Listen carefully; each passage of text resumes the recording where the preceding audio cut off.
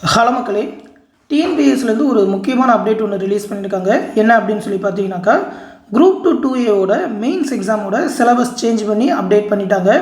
Already பார்த்தீங்கன்னா அந்த revise பண்ண ஆனுவல் பிளானர் ரிலீஸ் பண்ணதுபடி அந்த குரூப் 2 2A நோட்டிஃபிகேஷன் வந்து 28/6/2024, அதாவது அடுத்த மாதம் 28ஆம் தேதி வரப்போது. ஒரு 2030 வேகன்சி தான் இப்போதைக்கு ஆனுவல் பிளானரில் சொல்லியிருக்காங்க.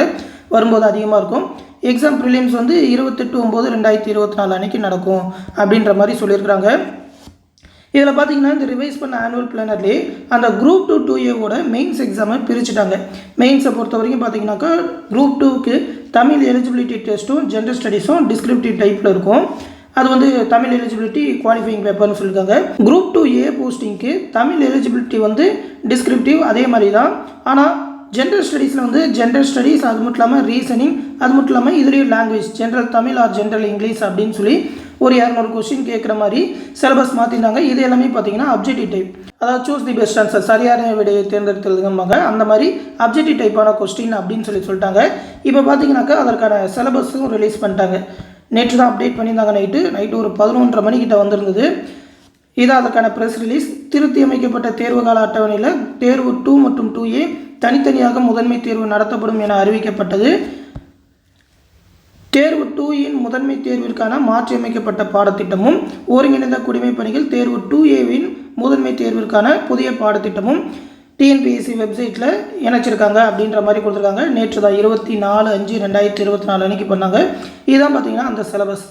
அந்த கட்டாய தமிழ் மொழி தகுதி தேர்வை பொறுத்த வரைக்கும் அந்த குரூப் 2க்கும் 2Aவுக்கும் ஒரே மாதிரியான சிலபஸ் தான். ஃபர்ஸ்ட் அந்த தேர்வு திட்டம் அப்படின்னு சொல்லி அந்த மொழிபெயர்த்தல், தமிழ்லேருந்து ஆங்கிலம், ஆங்கிலத்திலேருந்து தமிழ், சுருக்கி வரைதல், பொருள் உணர்தல், சுருங்க குறிப்பிலிருந்து விரிவாக்கம் செய்தல், அதுக்கப்புறம் திருக்குறள் சம்பந்தமானது, கடிதம் அறிதல், தமிழ் மொழி அறிவு அப்படின்னு சொல்லி ஒரு 7 டாபிக் கொடுத்துட்டு, அதுக்கப்புறம் பாடத்திட்டம் அப்படின்னு சொல்லி அந்த தற்கால நினைவுகள், சமுதாய பிரச்சனை அப்படின்னு சொல்லி ஒரு 11 டாபிக், கடைசியில் அதுலேயும் திருக்குறள் போட்டு இந்த மாதிரியான ஒரு சிலபஸ் கொடுத்துருக்காங்க தமிழ் எலிஜிபிலிட்டிக்கு. இது வந்து டிஸ்கிரிப்டிவ் டைப்பான பேப்பர்.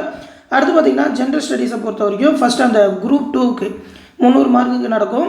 இது வந்து ஒரு 7 யூனிட்டாக பிரிச்சிருக்கிறாங்க. ஃபஸ்ட்டு பார்த்தீங்கன்னாக்கா மாடர்ன் ஹிஸ்ட்ரி யூனிட் 1லேருந்து கேட்பாங்க.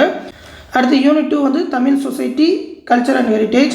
அடுத்து யூனிட் 3 வந்து social issues in India, specific reference to Tamil Nadu அப்படின்னு சொல்லி அதில் வந்து ஒரு 50 மார்க்குக்கு பாப்புலேஷன் அந்த மாதிரியான கொஸ்டின்ஸ் எல்லாமே வரும்னு போட்டிருக்காங்க.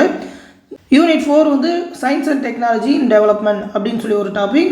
அதுக்கப்புறம் யூனிட் 5 வந்து constitution, polity and governance in India with specific reference to Tamil Nadu அப்படின்னு சொல்லியிருக்காங்க. அடுத்து யூனிட் 6 வந்து geography of India, environment, biodiversity and disaster management in India with specific reference to Tamil Nadu அப்படின்னு சொல்லி கொடுத்துருக்காங்க.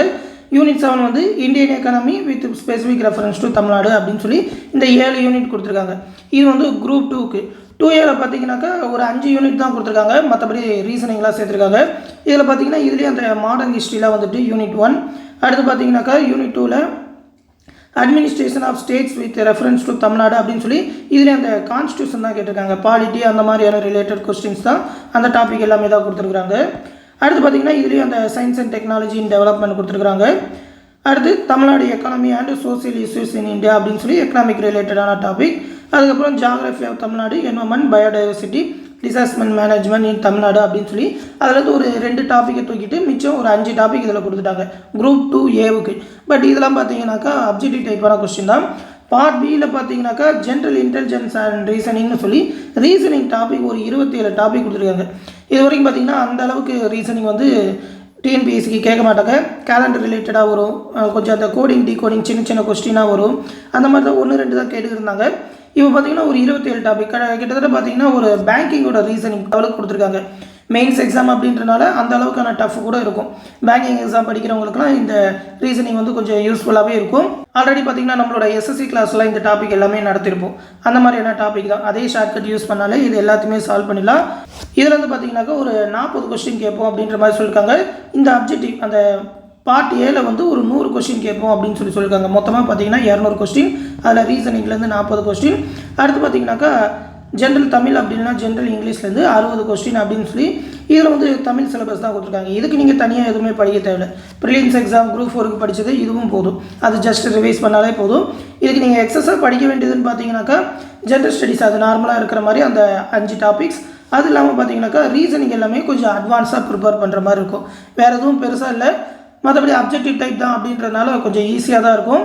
குரூப் 2க்கும் 2Aவுக்கும் பார்த்தீங்கன்னாக்கா ஒரு 2 டாபிக் கிட்ட தான் வித்தியாசம். அதில் இருக்கிற எல்லாமே இதுலேயும் இருக்கிற மாதிரி தான் இருக்குது. அந்த டாபிக் நேம், அந்த யூனிட்டோட நேம் மட்டும் சில சேஞ்ச் பண்ணியிருக்காங்களே தவிர மற்றபடி பெருசாக எதுவுமே சேஞ்சஸ் கிடையாது. படிக்கிறது எல்லாமே சேம் தான். பட் பழைய சிலபஸோடு கம்பேர் பண்ணுறப்ப நிறையா சேஞ்சஸ் இருக்குது அப்படின்றனால புதுசாக நிறைய பேர் ப்ரிப்பேர் பண்ணோம். இப்போ எல்லாருமே காமன்ற மாதிரி ஆயிடுச்சு. பழைய ப்ரிப்பரேஷன் எல்லாமே உங்களுக்கு யூஸ் ஆகினாலும் புதுசாக நிறையா படிக்க வேண்டியது இருக்கும் மெயின் சிலபஸ்க்காக. இந்த சிலபஸ் எல்லாத்தையுமே நம்மளோட டெலகிராம் குரூப்பில் கொடுக்குறேன். தமிழ் அண்ட் இங்கிலீஷ் சிலபஸ் எல்லாத்தையுமே எடுத்து பார்த்துக்கோங்க. நம்ம டெலகிராம் குரூப் லிங்க் இந்த வீடியோக்கில் டிஸ்கிரிப்ஷனில் இருக்கும். இதை பற்றி ஏதாவது டவுட்ஸ் இருந்ததுனாக்கா கமெண்ட் செக்ஷனில் கேளுங்க. அடுத்த மாதம் நோட்டிஃபிகேஷன் வருது, இப்போலேருந்தே ப்ரிப்பேர் பண்ண ஆரம்பிச்சிருங்க. மேலும் நம்ம சேனலோட டிஎன்பிஎஸ்சி எம்எஸ்சி ரயில்வே கிளாஸஸில் ஜாயின் பண்ணணும்னு நினைக்கிறவங்க 8903322990 அப்படின்ற வாட்ஸ்அப் நம்பருக்கு மெசேஜ் பண்ணி ஜாயின் பண்ணிக்கோங்க. அந்த பேட்ச் பற்றின ஃபுல் டீட்டெயில் இந்த வீடியோக்குள்ள டிஸ்கிரிப்ஷனில் கொடுத்துருக்கேன். டிஎன்பிஎஸ்சிக்கு தனியாக, எம்எஸ்சி தனியாக, ரயில்வேக்கு தனியாக அப்படின்னு சொல்லி எல்லாமே டெலகிராம் குரூப் மூலிமா கண்டக்ட் பண்ணுவோம். கிளாஸஸ் எல்லாமே யூஸ்ஃபுல்லாக இருக்கும். விருப்பம் இருக்கிறவங்க ஜாயின் பண்ணிக்கோங்க. இந்த விஷயத்தை உங்கள் ஃப்ரெண்ட்ஸ் அண்ட் ஃபேமிலி மெம்பர்ஸ்க்கு சொல்லிடுங்க. அடுத்து இன்னொரு முக்கியமான அப்டேட்டோட சந்திக்கிறேன். நன்றி.